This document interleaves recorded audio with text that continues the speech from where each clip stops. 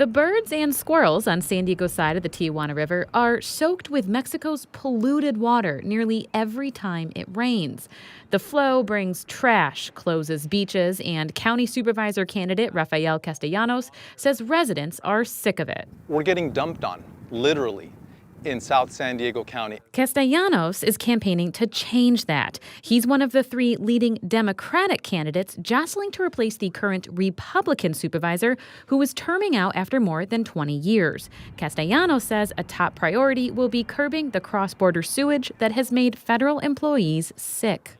The real estate attorney wants to spend county reserve funds to begin development on sewage control projects that officials have already identified. County can just move forward with those projects and can seek reimbursement from the federal government, including in court if necessary. He wants the county to sue the federal government by joining lawsuits that have been filed by local cities, the state, and the San Diego Unified Port District, where he's a commissioner.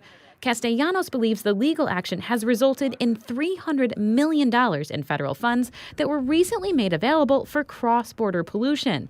But because it's unclear what projects or which border that will go toward, he says San Diego needs to keep the pressure on. We have to take advantage of all of the tools in our toolbox, legal and otherwise. His opponent, Nora Vargas, says diplomacy is better for that problem, and resources should be focused elsewhere. What we need are the basic resources that our communities need to be able to provide health care for our communities. South Bay communities have some of the worst healthcare access in the state. Vargas says she has personal experience with this problem. Pointing to photos of her late mother in the hallway of her Chula Vista home, she says her mom was denied Medicaid while battling cancer before the Affordable Care Act was approved. That feeling of hopelessness, I never want anybody else to feel. The former Planned Parenthood executive and president of Southwestern Community College's governing board says she's looking at using reserve funds to better support community health groups and expand outreach efforts to enroll more people in public programs, including the state's Medicaid program known as Medi-Cal. Because I've done this work, and I know that when people from our communities are out there sharing what resources are available, people will make sure that they have access to them. Castellanos says he, too, wants to boost enrollment in public programs that bring reimbursements. And he also plans to tap reserves to add more staff to do that work. We need to prioritize this in the budget, and that really comes down to making sure that we have the right number of people, that they're not burnt out, that they're properly staffed, working on helping to enroll people into these programs. And while Castellanos is focused on water pollution, Vargas says she's looking at air quality.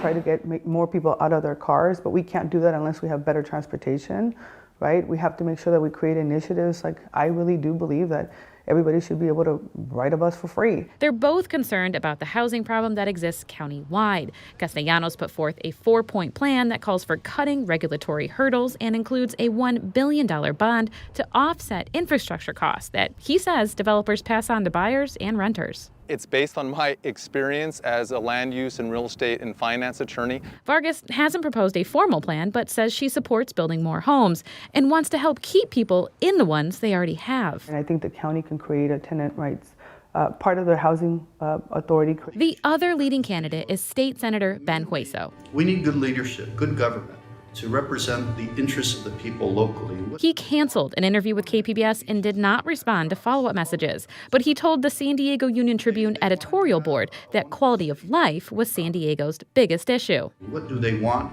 They want to have clean beaches. They want to have jobs, quality jobs. Hueso is second in the money race. He raised just over $200,000, while Castellanos raised $450,000.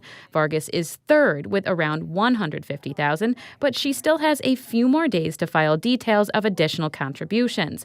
The three were invited to a forum next week, but Hueso declined. Castellanos and Vargas will be joined at the forum by a fourth Democrat, Sofia Rodriguez, who has received about $7,000 in contributions. Taryn Mento, KPBS News.